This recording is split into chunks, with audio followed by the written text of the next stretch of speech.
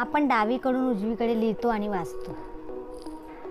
दिवसेंदिवस दोन्ही गोष्टी उजवीकडे झुकाव्यात म्हणून मी एकच पान म्हणजे कागद उजवीकडून डावीकडे वाचतो. तो कागद म्हणजे पंचतारांकित हॉटेलातलं मेनू कार्ड. त्यातला डावीकडे छापलेला पदार्थ आपण खातो तर उजवीकडचा आकडा आपल्याला खातो. परिचयाच्या किंवा नात्यातल्या माणसांपेक्षा 4 तासांच्या प्रवासात अनोळखी माणसाजवळ कधीकधी समोरची व्यक्ती जास्त मोकळी होते. एका प्रवासात हे असं का ह्याचं उत्तर मला मिळालं. मी नमस्कार करून निरोप घेणार तोच त्या म्हणाल्या, 2 मिनिटं थांब, तुला हे सगळं का सांगितलं सांगू. मी मान हलवली. तुझा माझा काहीच संबंध नाही म्हणून. नातं नाही म्हणून स्वतःच्या क्षुल्लक फायद्यासाठी नातेवाईक लावालाव्या करतात, अगदी वचन देऊनही. पण तुझा माझ्याशी, माझ्या नातेवाईकांशी कोणताच संबंध नाही, तरीसुद्धा मनातली मळमळ मला एकदा ओकायची होती. देवावर माझा विश्वास नाही. इतर बायकांप्रमाणे रागाने मला स्वतःशीच बोलायला आवडत नाही.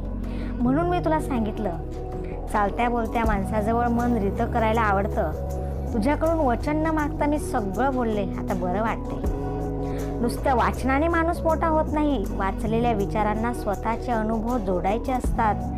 म्हणजे ते साहित्य स्वतःपुरता चिरंजीव होतं. करमणूक करून घेतानाही स्वतःला खर्ची घातल्याशिवाय ती करमणूक भिनत नाही. साहित्य हे निवड चुन्यासारखं असतं. त्यात आपल्या विचारांची कात टाकल्याशिवाय आपल्या आयुष्याचं पान रंगत नाही. आणि लेखकाला हवा असतो संवाद, त्याशिवाय त्याचं पान रंगत नाही. भाऊपणकीचं आपल्या महाराष्ट्रात बारमास पीक येतं. त्याशिवाय आणखी एक पीक आहे. ह्या पिकाला पाऊस नको, जमिनीची निगा राखायची कटकट नको, विहीर न खणताच ती खणली असं दाखवून सरकारी खर्च वसूल करणं नको. ह्या पिकाला खडकाळ जमीन पण चालते. ह्या शेतात कंड्या पिकतात. सर्वात जवळचे नातेवाईक हे पीक काढतात. हे भाऊबंदकीचं ठीक आहे, तो आपला राष्ट्रीय धर्म आहे. पण फुटीरबाणा हा जर आयुष्याचा कणा आहे. संसारातला नवरा बायकोचा चार्म का जातो, तर तिथं प्रतीक्षा ही अवस्थाच नसते. एकमेकांना गृहीत धरलं जातं. सुख हाताशी असतं म्हणूनच हातातून निसटतं. संसारातील उदासीनता ही निव्वळ अभिरुचीवर अवलंबून नाही, प्रतीक्षेची अनुपस्थिती हेही एक कारण. माणसांची माणसांबद्दल मतं कशी तयार होतात हे पाहणं मोठं मजेचं असतं. स्वतःच्या अनुभवांवरून ठाम निष्कर्ष काढण्याची परिपक्वता प्रत्येकाला निरनिराळ्या वयात येत असते. पण प्रारंभीच्या काळात ही मतं बनवण्याचे काम घरातील मोठी माणसं करीत असतात. पाहुण्यांची पाठ वळल्याबरोबर जे त्याबद्दल बोललं जातं किंवा ती व्यक्ती मागे जे वातावरण निर्माण करून जाते त्यावरून लहान मुलांची मतं बनतात. गाडीची गती आणि तालबद्ध खडखडाट दोन्ही मानसिक पातळीवर मान्य केलं की दोन्हींचा उपद्रव होण्याऐवजी उपाय होतो आणि झोप येते. गाडीबरोबर मनाने घेतलेली गती गती विरायच्या आत गाडी 10 ठिकाणी थांबून पुन्हा सुटली तर झोपेत व्यत्यय येत नाही. किती स्टेशनं आली गेली कळत नाही. ह्या उलट सगळ्या शरीरभर भिनलेली गती आणि नाद विरेपर्यंत जर गाडी थांबली तर जाग हमखास येते. ज्या माणसांना इतरांच्या भानगडीत रस वाटतो अशा माणसात मी रमत नाही. इतरांच्या विवाहबाह्य संबंधाबद्दल बोलणं किंवा पिकलेल्या कड्यांवर विश्वास ठेवणं, चर्चा करणं ही अत्यंत हीन दर्जाची करमणूक आहे असं मी मानतो. आपलं सर्वात मोठं दुर्दैव कोणतं माहीत आहे का? स्वतःला कोणतीही संधी न मिळालेली माणसं चारित्र्याच्या व्याख्या ठरवतात हे. मैत्रीतही असे वेगळे तास हवेत. त्या कालावधीत मित्राचीही लुडबुड नसावी. त्या कालावधीत भले तुम्ही नुसते लोळत राहा, तो निष्क्रिय राहण्याचा अवधी मैत्रीत मिळायला हवा. त्या एकांतात मग आपोआप मानापणाच्या व्याख्या तपासता येतात, ठरवता येतात. एकदा असे केवळ स्वतःचे क्षण वेगळे ठेवले की प्रसंगी छंद बाजूला ठेवून मित्रासाठी वेळही देता येतो. कटाक्षाने ही पथ्थ सांभाळली की नंतर ही देवाणघेवाण एक सहज अवस्था होते. निखळ मैत्रीतली एक विलक्षण ताकद जर कोणती असेल तर त्यातली सहजता. त्या सहजतेमधून सुरक्षितपणाची साय आपोआप धरते. साय दुधातूनच तयार होते आणि दुधावर छत धरते. साय म्हणजे गुलामी नव्हे. साई खायच्या दुधाला साईचं दळपण वाटत नाही. मैत्री तशी असावी. दुधापेक्षा स्निग्ध, साईची नंतरची सगळी स्थित्यंतर म्हणजे दही, ताक, लोणी, तूप ही जास्त पौष्टिकच असतात. तसं मैत्रीचं घडावं. मैत्रीचा प्रत्येक टप्पा हा व्यक्तिमत्वाचा नवा उत्कर्ष बिंदू ठरावा. ज्यांच्या मैत्रीमुळे प्रगती खुंटते ती मैत्री संपण्याच्याच लायकीची असते.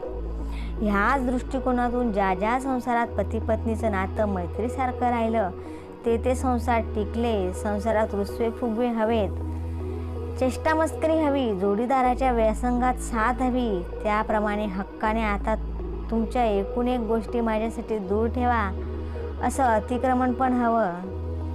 केवळ स्वतःचं स्वास्थ्य आणि ऐशारामात जोपासण्यासाठी जोडीदाराला गुलाम करायचं नसतं. समाजातल्या कोणत्याही व्यक्तीच्या व्यथा ज्याला बघवत नाहीत त्याला निकटवर्त्यांचे अश्रू पुसता येणार नाहीत का? पण अश्रू पुसायला कासावीस झालेल्या रुमालाचं तुम्ही पायपुसणं करायला लागलात तर? साखळी ओढल्याप्रमाणे जर जाता येता अश्रुपात व्हायला लागला तर त्याचा दर्जा टाकीच्या पाण्यासारखाच होणार. आंधळ्या प्रेमाकडेही डोळसपणे पहा, कारण अजून तुमचे डोळे तुम्हाला हवं ते दृश्य बघायला मोकळे आहेत. संसारात अधूनमधून बाईला गांधारी व्हावं लागतंच. समजूतदार वृत्ती आणि पत्नीला पुरुषानेच सांभाळायची असते. या रास्त जाणीवेच्या बाबतीत नवरा जर धृतराष्ट्र असेल तर तो आपल्या पत्नीला जबरदस्तीने गांधारी बनवणारच. पण माझ्या मते ह्या बदलत्या काळात महाभारतातील गांधारीची निष्ठा सर्वस्वी चुकीची ठरेल. जे सुख नवरा उपभोगू शकत नाही त्या सुखाकडे मीही पाठ फिरवीन. ह्या गांधारीच्या जबरदस्त पत्नी धर्माचं तेज अलौकिक आहे.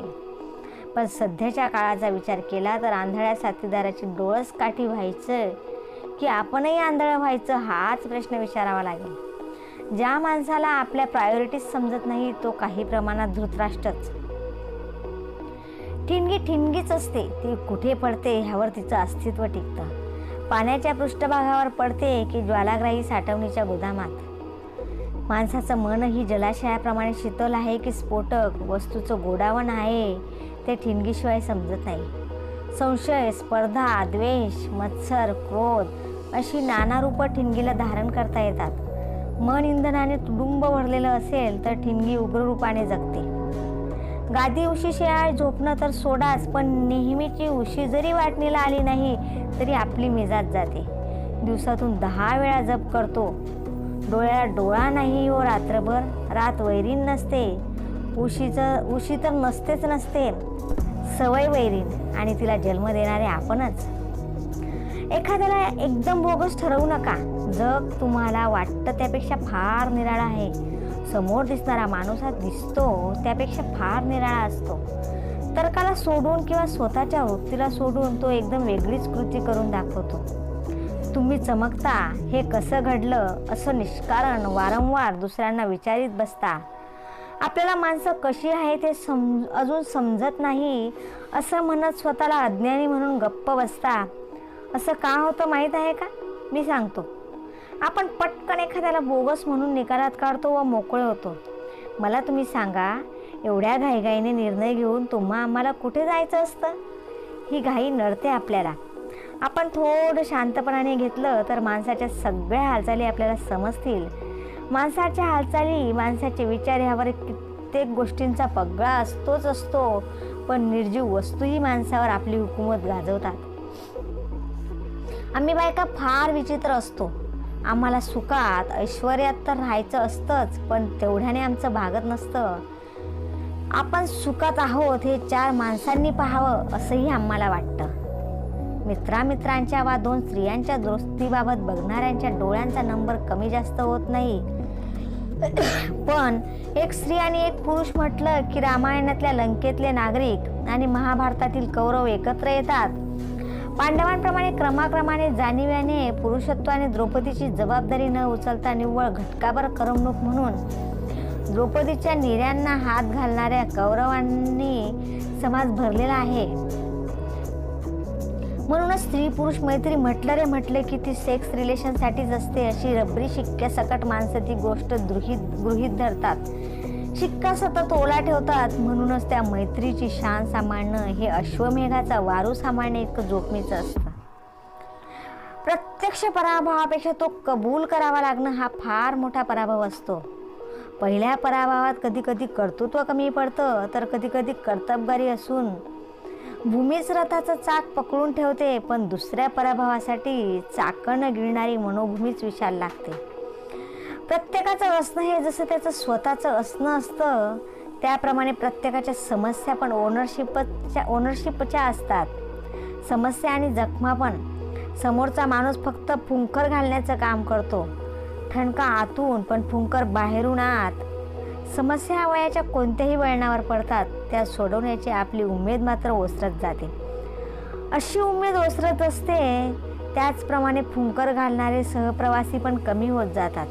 नवे प्रवासी जोडण्याची ताकद राहत नाही, कारण पूर्वीच्या प्रवाशांसाठी आपण खूप राबलेले असतो.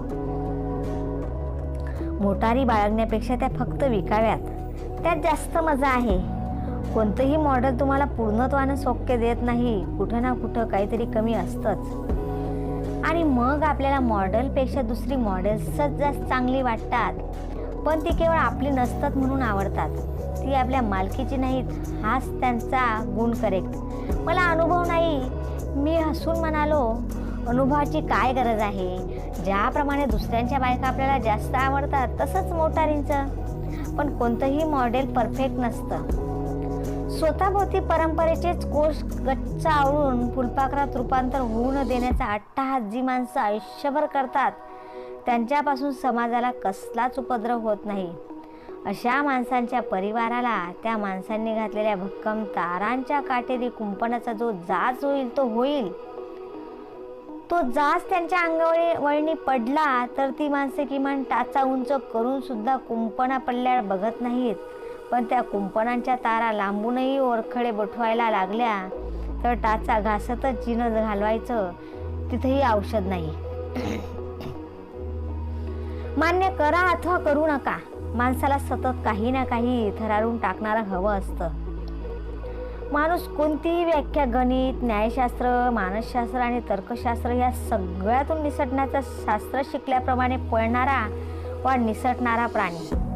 वर्तमानपत्रातील भयानक बातमी वाचून तो थरारतो, खून, आत्महत्या म्हटलं की हळहळतो. महापुराच्या बातम्या पाहून तो परमेश्वराचा उद्धार करतो. अत्याचार, बलात्कार, लाचलुचपत, खुर्चीसाठी पागल झालेले पुढारी पाहून त्याची झोप उडते. तो शिव्यांची लाखोली वाहतो. पुढाऱ्यांचं रोज वस्त्रहरण करणाऱ्या आर.के. लक्ष्मणच्या घरातल्या घरात सत्कार करतो. आणि हाच माणूस पेपर उघडल्याबरोबर जर यापैकी काही सापडलं नाही तर म्हणतो, आज पेपरमध्ये काहीच नाही. ह्यातला कोणता माणूस खरा, कोणता खोटा? आपल्याला जीवापाड आवडणाऱ्या माणसाचं मूल वाढवणं, आपल्या जोडीदाराला अंशरूपाने स्वतःच्या शरीरातच जागा देण्याच्या आनंदाची बरोबर कशाचीच होऊ शकत नाही. आपल्याला वाढवताना प्रत्येक स्त्री काही प्रमाणात आपल्या नवऱ्याची आई होत असते. पहिलं मूल होण्यापूर्वी ती केवळ प्रियसी असते. कायम जीव टाकावा अशा पात्रतेचा नवरा लाभला तर दिवसाचे किती क्षण ती नवऱ्याचाही अपत्यासारखा सांभाळ करते, हे कोणत्याही पुरुषाला कळायचं नाही. स्त्री जेव्हा जेव्हा संघर्षासाठी उभी असते तेव्हा तेव्हा ती भले पत्नी असेल, पण जेव्हा जेव्हा ती क्षमा करते तेव्हा तेव्हा ते नातं आईचंच असतं. तडजोड आणि संवेदना ह्या एकाच नाण्याच्या दोन बाजू आहेत. ज्या व्यक्तीला संसारात जोडीदारासाठी सतत तडजोड करावी लागते, तेव्हा संवेदनांचा छाप त्याला सलत राहतो. त्याला किंवा तिला सहनशक्ती जितकी चिवट तितकी वर्ष संसार चालतो. नाण्याच्या दोन्ही बाजूला तडजोडीचा शिक्का उमटायला लागतो, तेव्हा प्रतिध्वनींचा शोध अन्यत्र सुरू होतो. त्या मार्गावर कधी एकच व्यक्ती परिपूर्ण भेटते, तर कधी कधी वेगवेगळ्या कलात्मक मागण्यांसाठी वेगवेगळ्या व्यक्तींची चाचणी सुरू होते. इथे समाजाकडे एक तराजू असतो. स्त्री आणि पुरुष दोघांसाठी एकच मापदंड. 4 दिवस ही किंवा हा, आता तिला सोडली किंवा हल्ली दुसऱ्याच कोणातरी तिच्याबरोबर असतो, असं म्हणायला मिळालं की समाज खुश. पण ही बकबक विवाहित माणसांच्याच मागे का? सॅमसन अँड डिलायला पिक्चर पाहिला आहेस का? पाहिलाय. सॅमसन फक्त मुख्य 2च खांब पाडतो, पण संपूर्ण सुंदर मंदिर पडतं. गाव उद्ध्वस्त होतं. तसं संसारात पती पत्नीचं असतं. म्हणून तर अनेक जीव दोन्ही बाजूला तडजोडीची छाप असलेलीच नाणी वापरतात. प्रतिध्वनीचं मंदिर चुकवतात. एखाद्याला ह्या प्रवासात सगळ्या संवेदनांना प्रतिध्वनी देणारी आणि व्यक्तिमत्वाच्या सगळ्या फ्रिक्वेन्सीज झेलणारी व्यक्ती मिळतेही. अप्सरेसारखी बायको सोडून किंवा राजबिंडा आणि शब्द झेलणारा नवरा सोडून ह्या शूर्पणखेत किंवा म्हसोबात या माणसांनी काय पाहिलं अशा चर्चा सुरू होतात. गौरी शंकरपेक्षा 55 फुटावरची टेकडी विलोभनीय का वाटली हे सगळ्यांना कोण सांगत बसणार. 55 फूटच का, एको म्हणजे प्रतिध्वनांसाठी कमीत कमी तेवढं अंतर लागतं. टॅलेंटेड माणसं फार उपद्रवी होऊ शकतात. बुद्धी हे एक प्रचंड शस्त्र आहे, मी तर अस्त्रच म्हणतो, आणि ते स्वयंचलित असतं हा मोठा धोका. बुद्धीला विशाल मनाचं मैदान लाभलं तर आयुष्य एखाद्या खेळासारखं रंगवता येतं. तेच मन जर कुरुक्षेत्रासारखं झालं तर मग किती अक्षयहिनी जीव बर्बाद झाले हे मोजायचं नाही. हत्या ही हत्याच, ती एका मानवी मनाची केली काय किंवा असंख्यांची काय, सारखंच. वृत्ती हीच शक्ती, भरडले किती जातात हे गौण. काही माणसांचं सरळ रेगेशी वाकडंच असतं. नाकासमोर जाणाऱ्या रस्त्याचं वळण जुगाळून देण्यात त्यांना आनंद वाटतो. मळलेल्या पायवाटा त्यांना स्वच्छ दिसत नाहीत. त्यांना स्वतःच्या पावलापुरती वेगळी जमीन हवी असते. स्वतःच्या पाऊलवाटेच्या खुणा मागे उरोत अथवा न उरोत आपली वाट वेगळी होती व आहे एवढी नशा त्यांना पुढची वाट दाखवते. ह्या त्यांच्या स्वनिर्मित वाटेवर सावल्या नाहीत. सावध अपघाताची जागा 100 फुटांवर आहे अशा विनोदी पाट्या नाहीत, कारण या माणसांचा उभा प्रवासच धोक्याचा असतो. मुक्कामाचं ठिकाण गाठण्यासाठी किती मैल उरले हे सांगणारे दगड जोपर्यंत दिसत असतात तोपर्यंत प्रवासाची उमेद वाढती राहते. मुक्कामाला पोहोचण्याचा जरी मूळ हेतू प्रत्येकाचा असला तरीही मुक्काम किती मैलांवर आहे हे समजण्यात तेवढीच लज्जत असते. पण स्वतःची वाट स्वतः शोधणाऱ्या प्रवाशांना मुक्कामाचं ठिकाणच माहीत नसतं. म्हणून ही अनोखी वाट सतत धोक्याचीच. ह्या माणसांच्या प्रवासातल्या पाट्या वेगळ्या. ह्या पाट्यांवर धूळ बसत नाही आणि म्हणूनच निवडणुकीच्या लिलावात आम्हीच कसे श्रेष्ठ हे सांगणारे फलकही या पाट्यांवर कुणाला चिकटवता येत नाहीत. कारण ही माणसं अजून धूळपाट्या वापरतात. धूळपाट्यांच्या अंगात दगडी पाट्यांपेक्षा गुण वरचढ असतो. त्या पाट्यांवर चरे उमटत नाही, म्हणूनच गतकाळातील दुःखद आठवणींची ह्या पाटीवर नोंद राहत नाही. प्रत्येक अनुभवाला म्हणूनच ही माणसं नव्याने सामोरी जाऊ शकतात. नर्सिंग सोपं आहे म्हणून कुणी सांगितलं हो महाराजा? तिथेही कष्ट आहेत. वर्षाच्या वर्ष घालवावी लागतात, तपश्चर्या करावी लागते. हा नवीन शोध आहे. थोडं स्पष्टीकरण कराल काय? हो, त्यात काय? पेंटिंग नर्सिंग दोन्हीत फार साम्य आहे. दोन्ही व्यवसायांसाठी ॲनाटॉमीचा अभ्यास करावा लागतो. करेक्ट. मनातली व्यथा तुम्ही रंगाच्या साह्याने चेहऱ्यावर रंगवता, तर आम्ही चेहऱ्यावरून व्यथा व्याधी कोणती आहे ते शोधतो. मानसशास्त्र दोघांना कळावं लागतं. जिचं चित्र काढायचं ती व्यक्ती तुम्हाला समजून घ्यावी लागते. रडणाऱ्या व्यक्तीचं हुबेहूब चित्र काढलं की तुमचं कार्य तिथं संपलं. ह्या उलट नर्सिंगचं काम तिथून पुढे सुरू होतं. ते त्या व्यक्तीचे अश्रू पुसले जाईपर्यंत थांबत नाही. नर्सिंगचा व्यवसाय युनिफॉर्म आवडतो म्हणून करणाऱ्या मुलींना हा संदेश समजेल का? मनात आलेले विचार नेमक्या शब्दात मांडणं अनेकांना साधत नाही. तुम्हाला तो नेमकेपणा साधला आहे आणि कदाचित ह्याच नेमकेपणाची तुम्हाला आयुष्याकडून अवतीभोवती वावरणाऱ्या माणसांकडून अपेक्षा असेल. ही अपेक्षा पूर्ण न झाल्यामुळे होणारी तगमग तुम्ही शब्दातून मांडली आहे.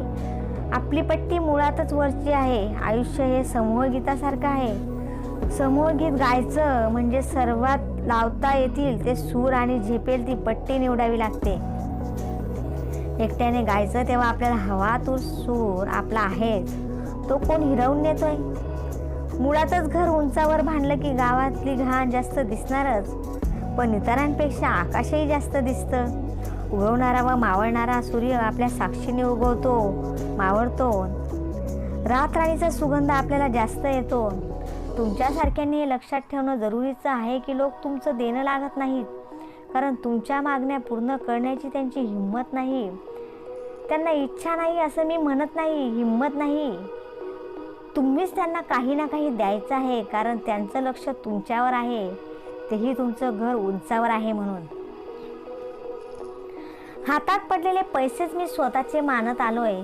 करार लेखी करून देखील बुडवणारे भेटत नाहीत का? तेव्हा त्यात अर्थ नाही. एवढ्यासाठी मी आयुष्यात कुणाशीही लेखी करार केला नाही. माणूस फसतो केव्हा? दुसऱ्याच्या हातातले पैसे स्वतःचे समजून चालतो तेव्हा फसतो. न मिळाल्या पैशाबद्दल मी झुरत बसलो असतो तर एवढी वाटचाल झालीच नसती. बुडालेल्या पैशाचे धक्के मी मनावर घेतले असते तर बर्बाद झालो असतो. स्वतःचा रुबाब स्वतःच्या पायावर उभा नाही हे किती जण जाणतात. खुर्चीच्या 4 पायांची ताकद फार वर्ष पुरत नाही. काही माणसांची तर रिव्हॉल्विंग खुर्ची असते. नावडत्या माणसांकडे त्यांना झटकन पाठ फिरवता येते. राज्यकर्त्यांची खुर्ची, विरोधी पक्षांच्या नेत्यांची खुर्ची तर अनेकांच्या खांद्यावर असते. तो खांदा खुर्चीऐवजी खुर्चीवरच्या माणसाला देण्याची वेळ फार अंतरावर नसते. खुर्चीपेक्षा माणसांना जिंकावं ते जास्त सोपं. त्यासाठी काय लागतं? हसतमुख चेहरा आणि इतरांपेक्षा स्वतःशी प्रामाणिक राहणं. वहिनी, संसाराबद्दल तुमचं मत काय? संसार ही जबाबदारी असते. त्याचं ओझं वाटायला लागलं की आनंद संपला. जबाबदारी आणि ओझं यातला नेमका फरक सांगाल? ओझं म्हणजे खांद्यावर दिलेला बोजा, पण कधी कधी 10-12 हजारांचा एखादा दागिना सांभाळायचा असतो. ते इतरांनाही माहीत नसतं. त्याला जबाबदारी म्हणतात. आयुष्यापासून मगाशी मी सांगितलेली यादी, प्रेम, मैत्री, संगोपन, शुश्रूषा या सगळ्या जबाबदाऱ्या, त्यांचं ओझं वाटलं की सहजता गेली. ओझं ही देखील जबाबदारी नसते का? ओझं दिसतं कारण ते लादलेलं असतं. जबाबदारी ही स्वीकारलेली असते. ओझं बाळगणाऱ्याला कदाचित मदतीचा हात मिळतो, तसं जबाबदारीचं नसतं. जगण्यासाठी करावा लागणारा कोणताही व्यवसाय सामान्य असूच शकत नाही. संसार हाच एक प्रचंड मोठा व्यवसाय आहे. बाकीची कामं असतात. संसार करताना प्रत्येक वेळी समोरच्या प्रत्येक व्यक्तीबद्दल माणसाला जिव्हाळा वाटावा अशी अपेक्षा अवास्तव ठरेल. पण स्वतःच्याच व्यवसायाबद्दल विलक्षण आत्मीयता असेल तर समोरच्या माणसाचं समाधान त्याच्यासाठी वेगळं काही न करता आपोआप होतं. एखाद्या कामातलं स्वतःचंच प्रेम नाहीसं झालं की त्या माणसावर अवलंबून राहणाऱ्यांचे हाल शब्दातीत असतात. प्रत्येक माणूस प्रेमळ असतो असं मी मानतो. आपली फक्त रीत बदलणं आवश्यक आहे. कशी? 4 भिंतींच्या आत फक्त प्रेमच असावं. 4 भिंतींच्या बाहेर तर्काने प्रश्न सोडवावेत. आपण उलट करतो. ज्यांच्याबरोबर आयुष्य घालवायचं त्यांच्याशी मोकळेपणाने बोलता नुसते तर्क करीत बसतो. अनेक माणसांचे भयानक अनुभव घेऊन आपल्या माणसाला विश्वासात घ्यावं असा प्रश्न पडतो. हे एक. आणि दुसरं म्हणजे उद्ध्वस्त माणूस जास्त स्वाभिमानी आणि कडवा होतो. पराभव मान्य करायची त्याची शक्ती संपलेली असते. दुसऱ्या माणसाची युद्ध करायला फार बळ लागत नाही. स्वतःशीच सामना करणं भयानक कठीण आणि स्वतःच्या माणसांजवळ पराभव मान्य करणं त्याच्यापेक्षा कठीण. शादी किसी की भी हो, अपना दिल गाता है ह्या वृत्तीचं वरदान देऊन परमेश्वराने आपल्याला पाठवलं आहे. त्यामुळे कोणतीही 2 माणसं एकमेकात किंवा इतरांशी माणुसकीशी वागली की इथे इंद्रधनुष्य पडायला हवं, कारंजी उडायला हवीत, मोगरा दरवळायला हवा आणि सनईच्या सुरांनी मनाचा आरसे महल भरून जायला हवा.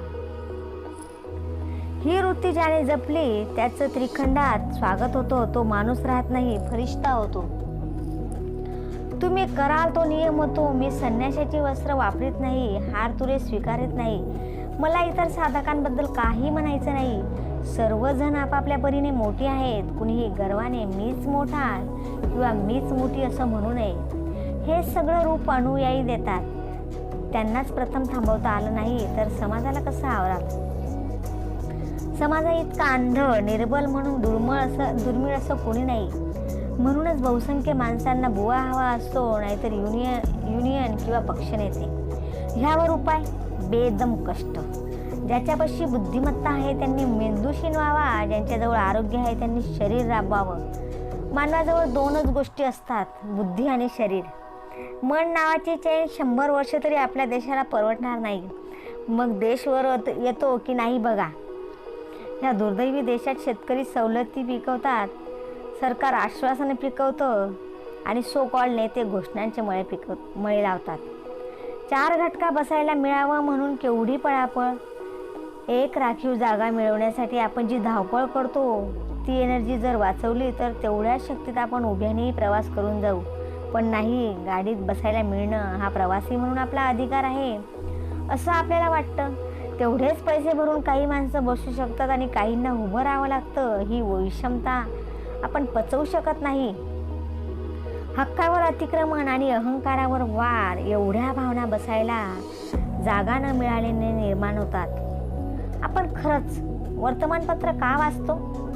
स्वतःचं कौटुंबिक आयुष्य काही क्षण अशांत का करतो? वर्तमानपत्रात काय असतं? कधी कधी अंतुले आणि अधिक ह्या देव माणसांच्या बातम्यांनी दिवसाची मंगलप्रभात होते. हाजी मस्तान किंवा तत्सम गुंड दबाव आणून तुरुंगातून निसटलेले असतात. प्राध्यापकांवर हल्ला करणारे विद्यार्थी, पोलीस इन्स्पेक्टरला मारणारे कैदी, 10-10 वर्ष पेन्शन न मिळालेला एखादा कर्मचारी, खराब बांधकामापायी कोसळलेल्या इमारतीचा फोटो इत्यादी बातम्यांबरोबरच मँचेस्टरमध्ये सत्यनारायण, न्यूयॉर्कमध्ये मुलांची मुंज करणारं एखादं जोडपं, कॅलिफोर्नियात गीता रामायण अशा बातम्या वाचत वाचत 9 वर्षांपासून 60 वर्षांपर्यंत वयाचे हरवलेले घर सोडून गेलेले महाभाग हे वाचायचं.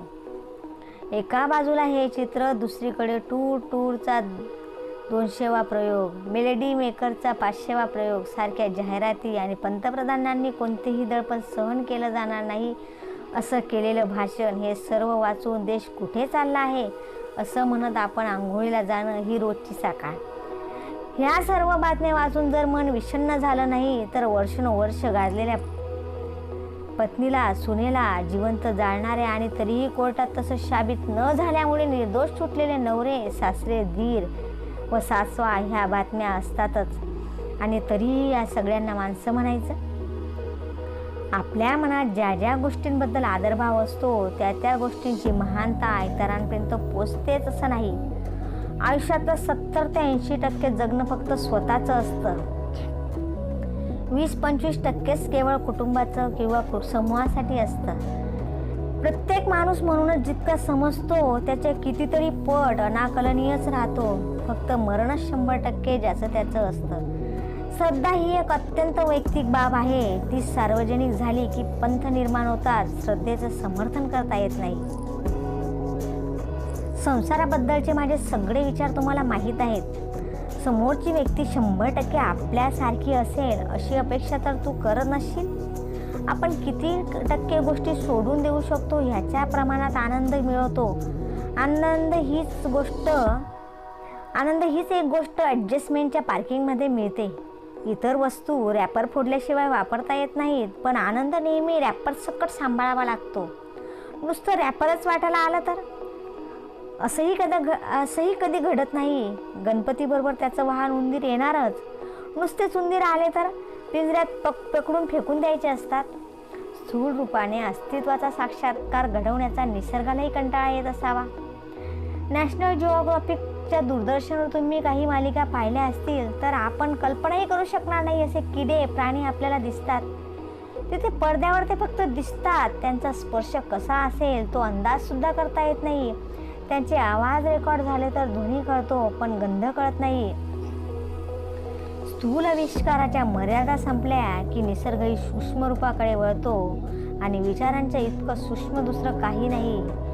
तिथे सौंदर्यच आहे. त्याचं कृतीत रूपांतर झाल्यावर जर आनंदाची निर्मिती झाली तर माणसातलं देवत्व प्रकट होतं आणि क्लेश निर्माण झाले तर सैतानाचा जन्म होतो असंच मानावं. विचार व्यक्तीला घेरून टाकतात, आचार समाजावर आघात करतात आणि समाज फक्त प्रतिध्वनी करतो. म्हणूनच विचार कसेही असले तरी सुद्धा जे मिळवावंसं वाटतं ते प्रथम द्यावं लागतं. अपघाती मरण म्हणजे त्या मृतात्म्याचे धिंडवडे, शरीराची विटंबना आणि नातेवाईक आप्तेष्टांची ससेहोलपाट. कॉर्नरकडे ताटकळणं, पोस्टमार्टेम विनाविलंब व्हावं म्हणून तिथेही हात ओला करणं. फार कशाला प्रेतावर टाकण्यासाठी पांढरा कपडा हवा असेल तर तिथेही दक्षिणा मोजणं. बससाठी डोळ्यात प्राण आणून बॉडी ताब्यात मिळेल तो पळापळ करणं. नाहीतर नोटांमागून नोट खर्चा करायची तयारी ठेवून टॅक्सीने प्रवास करणं. मृतात्म्याला शांती मिळो असं फक्त म्हणायचं, पण त्यात काय अर्थ आहे?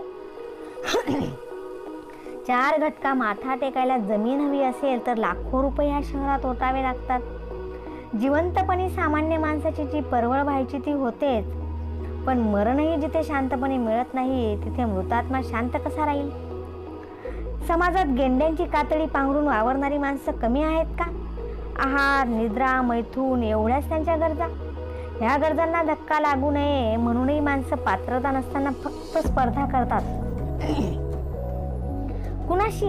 तर स्वतःच्या हिमतीवर मार्ग शोधणाऱ्या स्वयंप्रकाशी प्रतिभावंतांशी, कष्टांवर भक्ती करणाऱ्या माणसांशी, लोकप्रियतेचं वरदान लाभलेल्या सेवाभावी जोडीदाराशी. काही संसारातून गृहिणी अशा असतात तर काही संसारातून स्वतःला कुटुंब प्रमुख म्हणून मिरवणारे पुरुष तसे असतात. जोडीदाराचे पाय खेचणं, स्वतःच्या स्वास्थ्यासाठी कार्यरत असलेल्या पार्टनरचा शांत बघणं, हे अशा लोळून दिवस काढणाऱ्या महाभागांचं जीवित कार्य. पाकिटावर पत्ता टाईप करणाऱ्या माणसांचा मला उगीच राग येतो. बाहेरच्या अक्षरावरून पत्र कुणाचं आहे हे कसं पाकिट फोडण्यापूर्वी समजलं पाहिजे. म्हणजे मग पत्र फोडता फोडता स्वारीने काय काय लिहिलं असेल यासंबंधी तर्क लढविताना मज्जा येते. पत्ता टाईप करण्याचा कसला हा आगाऊपणा. सकाळचे जाग आल्याबरोबरचे क्षण नेहमीच शुद्ध असतात, निर्लेप असतात. दिवसांच्या कारस्थानांचा, कपटांचा, खोटेपणाचा थर त्यावर चढलेला नसतो. पॅटर्न म्हणून स्वीकार करायचा सगळ्यांचाच. सत्ता गाजवण्यासाठी जे गळचेपी करतात, खून करतात, पोलीस यंत्रणा राबवतात, पद्मश्री पद्मभूषणाच्या खिरापती वाटून विचारवंतांना गप्प बसवतात, फार कशाला कुण्या एखाद्या महात्म्याने हा जन्म संपवून पुनर्जन्मातलं निम्म आयुष्य संपल्यावर त्याची गणना रत्नात करतात. हे सगळं पॅटर्न म्हणून मान्य करायचं. नुसतं मान्य करून थांबायचं असेल तर फार नफ्फळ व्हावं लागतं. गेंड्यांची कातडी, हो नो, गेंड्याही जीवागरी बाण लागला तर मरतो. त्यापेक्षा चिवट कातडी झेंड्याची. मग रंग कोणताही असो, मूळ रंग स्वार्थाचा, तो झाकायचा, तोही पॅटर्न. पण ज्याला ते पॅटर्न शरीराला, मन आणि बुद्धिपणाला लावून सांभाळावा लागतो, तो त्या पॅटर्नचं किती काळ कौतुक करील. विषारी सापाचा दंश झाल्यावर त्या सापाच्या हिरव्यागार रंगाचं आणि चापल्याचं कौतुक राहील काय? पुरुषांना नक्की काय हवं असतं? फक्त श्रीसौख्य. मग असल्या वृत्तीची माणसं लग्न का करतात? मजेत एकट्याने राहावं. इच्छा तृप्तीसाठी बाजार काही ओस पडलेला नाही. पण तसं होणार नाही. ह्या पुरुषांना मोलकरीण, स्वयंपाकीण, शय्या शोभतीन, मैत्रीण, पत्नी, पोरांची जबाबदारी उचलणारी एक परिचारिका हवी असते. त्याशिवाय ती मिळवती हवी. पण तिला लौकिक नको. एका बायकोत त्यांना इतकं हवं असतं. एक माणूस अनेकांना देण्याचा जेव्हा जेव्हा एक प्रयत्न करतो तेव्हा त्याचे अनेक वाटे होतात. प्रत्येकाचं पात्र वैयक्तिक आकारमानाप्रमाणे भरतं. छोटं पात्र ओसंडून वाहून जातं. पुष्कळसं वायाही जात असेल. अफाट आणि अमर्याद असं काही सामावून घेण्याची क्षमता ज्या पात्रात असेल तिथे देणारा कमी ताकदीचा पडत असेल. काही शिगोशिग भरत असतील तर काही जवळ प्रसरण पाहून मिळेल ते झेलण्याची कुवत असेल. देणाऱ्याची खोली, उंची हे स्वीकारणाऱ्याच्या ओंजळीच्या आकारावरून मोजलं जातं. पण जेव्हा अनेक माणसं एका व्यक्तीवर अनंत हस्ते वर्षाव करतात तेव्हा हेच म्हणावं लागतं, देणाऱ्याचे हात हजारो, दुबळी माझी झोळी. शरीर ही दिसणारी गोष्ट आहे. 2 व्यक्तींना एकमेकांबद्दल विचार करायला लावणारं आणि म्हणूनच जवळ असणारं ते माध्यम आहे. शरीर गौण मानण्यात काहीच अर्थ नाही. संसाराचा प्रवासच ह्या स्टेशनवरून सुरू होतो. तेव्हा हे पहिलं स्टेशन चुकवता येत नाही. तिथे रेंगाळू नये वा मुक्काम करू नये. पण चुकवता कसं येईल? सौंदर्याचा वेध नेहमी दृश्यापासून अदृश्याकडे जाणारा असतो. प्रत्येकजण आपापल्या पूर्तीनुसार अदलमधलं स्टेशन निवडतो. सगळे संसार बघून सवरूनही सुखाचे होत नाहीत. ह्याचं कारण ते आहे, पहिलं स्टेशनच ते सोडायला तयार नसतात. मी तसा फार मित्र आहे, पण नंतर कशी कुणाला ठाऊक भीती आपोआपच गेली. त्याचं असं आहे, पंक्तीत 100 जण बसले आणि आपण एकटे मागे राहिलो की त्रास होतो. पण आपल्याबरोबर आणखी 25-30 जण थांबलेले असले की काही वाटत नाही. तसंच आहे. सगळ्यांचंच एकदम जे काय व्हायचं ते होणार आहे म्हटलं की माणसाला समाधान वाटतं. म्हणजे सर्वनाशातही माणसाला जस्टिस हवा असतो. खरं आहे. हे झालं आमच्याबद्दल. जे आपण होऊन उघड्या डोळ्याने मरण पत्करायला युद्धावर जातात त्यांचं काय? त्याचं काहीसं असंच असतं. भीती प्रत्येकालाच असते. सैनिक माणूसच असतो. त्यामुळे आपण हत्यार उचललं नाही तर समोरचा उचलणारच आहे या भीतीतून काही शूर होतात. कृती करून मोकळे होतात. वाचतात ते वाचतात, बाकीचे जातात. प्रत्येक सैनिकाला त्याची बायको युद्धावर जाण्यापूर्वी ओवाळते आणि युद्धावर आलेल्या प्रत्येक सैनिकाला असं वाटते की फक्त आपल्याच बायकोचा चुडा हा सावित्रीचा चुडा आहे. आपण सुखरूपपणा परत येणार आहोत. धोका आहे तो आपल्याबरोबर लढतोय त्या सहकार्याला किंवा शत्रूला. एक हा विचार किंवा दुसरा विचार पंक्तीतल्या माणसांचा, जे दुसऱ्याचं होईल तेच माझं. माणसाच्या अंतर्मनात विचार जन्माला येतो. मनात त्या विचाराचा एकदा उगम झाला की तो पृष्ठभागावर येतो. मग तो वाणीतून प्रकट होतो किंवा कृतीत व्यक्त होतो. वाणी आणि कृतीचा परमार्थ घेता येतो. तिथे काही प्रमाणात हिशेब संपतो. पण अप्रकट विचारांची एक अफाट शक्ती असते. त्यातूनही काही लहरी निर्माण होत असतात. मेटाफिजिक्सच्या काही तत्वांप्रमाणे ते त्याला ऑरा म्हणतात. मी त्याचा फार मोठ्या आध्यात्मिक पातळीवरून अभ्यास केलेला नाही, तरीही काही एक निश्चित शास्त्र म्हणून आता काही विचार मानले जातात. त्या ज्या काही मॅग्नेटिक लहरी असतील त्यांचा नक्की वातावरणावर परिणाम होत राहतो. मनातल्या मनात सतत कावलेली, दुसऱ्या व्यक्तीला कायम पदार्थ मानणारी व्यक्ती वर्षानुवर्ष वास्तूत वावरत असेल तर मग त्याचा काहीच परिणाम होत नसेल का? माझी संसाराची व्याख्याच निराळी आहे. एकमेकांचे वाभाळे काढण्यासाठी किंवा वर्मावर चोची मारण्यासाठी संसार करायचा नसतो. तिथे जोडीदार कमी पडेल तिथे आपण उभं राहायचं. मी तुला स्वीकारलं ते माझ्या वलयासहित स्वीकारलं. माणसाच्या स्वभावातली एखादी छटा म्हणजे तो संपूर्ण माणूस नाही. एखाद्या क्षणी एखादी भावना अनावर होते का, ह्याचं उत्तर ज्याचं त्याच्याजवळ नसतं. भावनांची तिढे आपण बुद्धीने सोडवायला बघतो आणि बुद्धिवादाने कठोर प्रश्न सोडवायचे असतात. तिथं भावनेचा घोळ चालतो. ही भावनेची बुद्धीवर आणि बुद्धीची भावनेवर अवेळी पडणारी झापडच असते. झापड उडवायच्या आत माणूस संसारात पडतो आणि जाग येण्यापूर्वी संसार संपलेला असतो. फेरीवाले झोपडेवाल्यांपासून स्वतःचा स्वार्थ पाहणाऱ्या राज्यकर्त्यांचा अन्याय सहन करणं, सगळ्या गोष्टी गृहीत धरायची शक्ती वाढवणं, उत्कटतेने कुठलीच गोष्ट न करणं, लोकांच्या दुःखाने कासावीस न होणं, हे कणाकणाने दगडच होण्यासारखं आहे.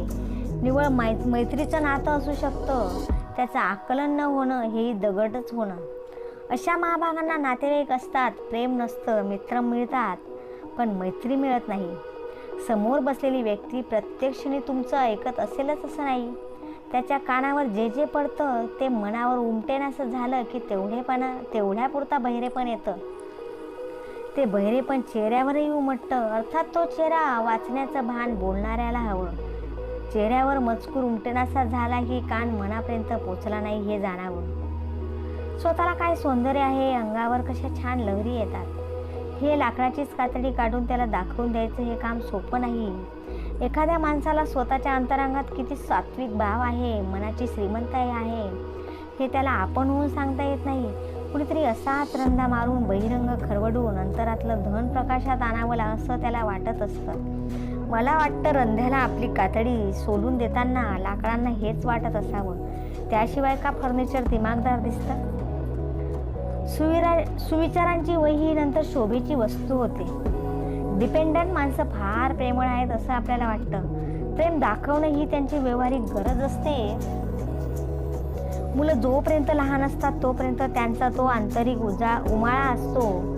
त्यांच्या वैयक्तिक गरजा कमी असतात. आपण आपले प्रेमाचा वर्षाव वस्तूंच्या रूपाने व्यक्त करतो, देणग्यांचा वर्षाव करतो, तिथं चुकतं.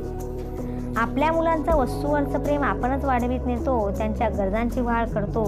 मग चालत्या बोलत्या माणसांपेक्षा वस्तूंना प्रायोरिटी मिळते. मुलं मोठी व्हायला लागली की त्यांची स्वतःची मतं तयार व्हायला लागतात. ती तुमचं मूल्यमापन करायला लागतात. देणग्यांचा वर्षाव करून करून तुम्ही त्यांना इनडायरेक्टली आत्मकेंद्रित बनवत जाता. कालांतराने मिळणाऱ्या वस्तूंचीही किंमत राहत नाही आणि त्या वस्तू देणाऱ्याचीही. प्रत्येक जुन्या अनुभवाला नव्याने सामोरे जाण्याची एक कला असते. मी ती कला आत्मसात केली आहे. आयुष्य म्हणजे पुनरुक्ती. ब्रेकफास्ट, आंघोळ, दुपारचं जेवण, त्यासाठी स्वयंपाक, आलटून पालटून त्याच भाज्या, आमटी, तीच कणिक, त्याच पोळ्या, मग एखादी डुलकी, पुन्हा दुपारचा चहा, परत रात्रीचं जेवण, मग झोप. हा झाला एक दिवस.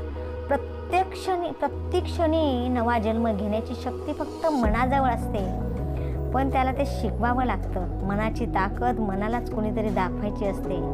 त्याने ती ताकद उचलली की मग सगळं सोपं असतं. मग ते मनच तुम्हाला एक आयुष्य पुरणार नाही इतक्या युक्त्या शिकवतं. ते मन मग लेखकाला कथानक पुरवतं, कवीला शब्द सुचवतं, संगीतकाराला चाल, नर्तकाला पदन्यास, शास्त्रज्ञाला शोध, साध्या सर्वसामान्य बाईचं आदर्श गृहिणीत रूपांतर कसं करायचं हेही मनच शिकवतं. स्त्रीची गृहिणी होणं ही सुद्धा कलाकृतीच आहे असं मी मानते. फक्त कलेच्या संदर्भात आणि कोणत्याही कार्यक्रमासाठी वातावरण निर्मिती हा शब्द आपण खूपदा वापरतो. खरं तर संवेदनाक्षम माणसाच्या लहरींचा तो अविभाज्य घटक आहे. 4 घटका एखाद्या नातेवाईकाकडे किंवा मित्राकडे आपण बसायला गेलो तर तिथे किती वेळ बसायचे हेही तिथल्या वातावरणावरच अवलंबून असतं. अनेक महाभागांना कुणाच्या घरी किती वेळ बसावं याचं तारतम्य नसतं. त्यांना भरपूर रिकामा वेळ असतो किंवा वेळेची पर्वा नसते. दोन्ही असेल किंवा वेळ कसा घालवायचा ह्याचा चॉईस नसेल. आपण एखाद्याच्या घरी थांबावं असं आता इथे वातावरण नाही हे अनेकांना समजत नाही. स्वतःच्या सभ्यतेला, आदरातिथ्याच्या संकेतांना बाध न आणता अशा माणसांची उपस्थिती एक ताण निर्माण करत आहे. हे त्यांना कसं सुचवायचं असं यजमानांना प्रश्न पडतो. कोणत्याही व्यक्तीचं केव्हाही आपण सारख्याच वजनाने स्वागत करतो अशी परंपरा आणि सवय आपणच जर वाटेल त्यावेळी धडकणाऱ्या पाहुण्यांना लावली असेल तर ते केव्हाही उगवणार, कोसळणार किंवा उपटणार. मग ते वातावरणाचा का विचार करतील? आणि आता अलीकडे तर एक महान पिशाच्याकडे आपण सगळ्यांनीच वातावरणासहित वस्तू गहाण ठेवली आहे. ते पिशाच्य म्हणजे TV. हे पिशाच्य हाकलणं अशक्य, कारण ते आधुनिकतेचा स्टेटस सफारी घालून आलं आहे. जेवणाच्या वेळा, मुलांच्या अभ्यासाच्या वेळा, ह्या सर्व जीवनावश्यक बाबींचा बळी घेऊन TV हीच आवश्यक चीज ठरवली आहे. सगळ्या सांस्कृतिक उपक्रमांकडे पाठ फिरवून विचारवंत समाजाला जाणारा वर्ग 20 इंची चौकोनाकडे डोळे आणि कान लावून बसला आहे. अचानक आलेल्या पाहुण्यांशी तर सोडाच, पण घरातल्या हम दो नाही हमारे दोशी बोलण्यासाठी हवं ते वातावरण राहिलेलं नाही. मग वाटतं निव्वळ कार्यक्रमांच्या बाबतीतच वातावरणाचा विचार करताना सगळ्या दिनक्रमाचा, कौटुंबिक संवादाचा, भविष्याचा विचार कधी करायचा? 4 कागदांवर सह्या आणि 25 रुपड्या फेकल्या की मिळणारी काळ्या मण्यांची बेडी आणि पुसता न येणारा तुझ्या आडनावाचा टिळा, एवढं झालं की संपूर्ण तुझी झाले याच्यावर तू विश्वास ठेवणार ना? म्हणजे नवरा ह्या कागदोपत्री नोंदीवर तू माझ्यावर 24 तास पहारा करायला मोकळा, हेच हवंय ना तुला? ज्यांना मन वाचता येत नाही ती तुझ्यासारखी माणसं सरकारी छापील कागद वाचून निश्चित होतात. म्हणूनच असाच एक घटस्फोटाचा कागद लग्नाच्या कागदाचा पराभव करतो. समर्पणाचा भाव ज्यांना आयुष्यात कळत नाही त्यांना कायद्याच्या चौकटीत सुरक्षित वाटतं. ज्या माणसाला विचारांची सोबत आहे त्याला कोणतंही अंतर लांब वाटत नाही. एकदा विचारांची साखळी सुरू झाली की त्या साखळीपेक्षा रस्ता कधीच लांब नसतो. जगण्यासाठी पैसा किती लागतो हे एकदा ठरवता आलं पाहिजे. नोकरीशिवाय भागू शकतं हे एकदा पटलं तर ताबडतोब ते मानहानीचं आयुष्य जुगारून द्यायला हवं. इलाज नसतो तेव्हा आपण सतत अपमान पचवतोच. म्हणूनच मानाचं जीवन जगायची संधी आल्याबरोबर चिंतेचा स्वीकार करायला हवा. यशा इतकं बोलकं दुसरं काही नसतं. कष्ट करणारा माणूस नेहमी जास्तीचे कष्ट कुठे करावे लागतील अशा व्यवसायाच्या आणि प्रांतांच्या शोधात असतो. म्हणूनच राबणाऱ्या माणसाला मुंबईसारखं गाव नाही. मुंबईत माणसांच्या सगळ्या आशा आकांक्षांना, इंद्रियांना आणि कर्तृत्वाला दमलो म्हणायची पाळी येईल एवढा वाव आहे. अनंत हस्ते कमलावराने देता किती कष्टशील दोकरांनी असा थोडासा फरक करावासा वाटतो तो मुंबईतच. इथं फक्त पुणेकरांप्रमाणे 18 तास घाम गाळतोय असं विधान करता येत नाही. कारण हे व्याज इथं चक्रवाढाप्रमाणे आणि तेही मुद्दल न गुंतवता मिळतं. घामाचं नातं कष्टाशी जोडता येणार नाही एवढा एकच शाप या शहराला आहे. ज्याला प्रेम समजतं, शब्द समजतो, तो केवळ तो वेळ पाळतो आणि ज्याला फक्त स्वार्थ समजतो तो वेळ साधतो. एक लग्न स्त्रीला अनेक प्रकारांनी उद्ध्वस्त करतं. सप्तपदीच्या 7व्या पावलाने नवरा सखा होईलच याची शाश्वती नसताना लज्जा होमात मुलीला प्रथम माहेरच्या बालपणाची आहुती द्यावी लागते. ते आयुष्य पुन्हा नाही. झाडावरचं फूल म्हणजे आई वडिलांच्या सान्निध्यात जगणारी मुलगी. खऱ्याखुऱ्या जीवनरसावर फुलणारी कळी, ती तोडली की संपलं. संसार फ्लॉवर पॉट सारखा असतं. तिथं मुलगी सजवली जाते, रुजवली जात नाही. स्मशानात गोऱ्या जायची वेळ आली तरी बायका माहेर म्हटलं की क्षणभर काट टाकतात. आई वडील अगदी साधे भोळे, कदाचित संगोपनही नीट समजलेले नसते तरी मुली त्यांच्या आठवणीने गहिवरतात. त्यामागचं कारण हेच, आपल्याला न आवडणारे विचारही आपल्यावर हुकूमत गाजवून जातात. माणूस बोलेनासा झाला की त्याची नजर वाजवीपेक्षा जास्त बोलते. नीट ऐका, वाजवीपेक्षा. पण नजर जेव्हा बोलू लागते तेव्हा ती बघायचं काम करत नाही. स्वतःचं नेमून दिलेलं काम ती बाजूला ठेवते. बाणेदार माणसालाच बाणेदारपणाची किंमत किती मोजावी लागते ते समजतं. अशा वेळी डोळ्यातून येऊ पाहणाऱ्या पाण्याला सांत्वन नको असतो. स्वतःचा पराभव जेव्हा स्वतःजवळही मान्य करावासा वाटत नाही तेव्हा डोळ्यातून येणारं पाणी पापणीच्या काठ्यांवरून आत जिरवायचं असतं. आपण आयुष्य जगत असतो. त्या आयुष्यातला अर्थाचं कोंदण अशाच कोणत्या तरी निसटत्या क्षणी मिळतं. मग तो नेमका क्षण कोणता ह्याचा शोध सुरू होतो. कालांतराने तो क्षणही गौण होतो. फक्त आपण काहीतरी शोधत आहोत ह्यावरच प्रेम बसतं. मुक्कामाला नेमकेपण असतं. मुक्काम मर्यादाने वेढलेला असतो. शोध अनादी अनंत असतो. मुक्काम तुम्हाला झपाटून टाकत नाही, तो सगळं संपल्याचं सांगतो. शोध झपाटून टाकणारा असतो. विवाह बाह्य नातं ह्या परिस्थितीवर उत्तर असतं का? असलेलं उत्तर वेळ निघून जाण्यापूर्वी मिळतं का? आणि मिळणारं उत्तर मानवणारं असतं का? लग्न झालेल्या पुरुषाला दुसरी विवाहित स्त्री आवडणं किंवा एखाद्या स्त्रीला दुसरा पुरुष आवडणं ही परिस्थिती समर्थनीय नसली तरी अटळ आहे का? युगानुयुग देशोदेशी या कहाण्या घडत आहेत. नियती अथवा परमेश्वर कुठे आहे बापडा कुणास ठाऊक. यांनी पण हे हेरलेलं आहे. विश्वामित्रांचा तपभंग असो, भस्मासुराचा भस्म करण्याचं काम असो वा सदा संदोपसुंदीत दोघांचा बळी घेणं असो, एकच अक्षरीला श्री.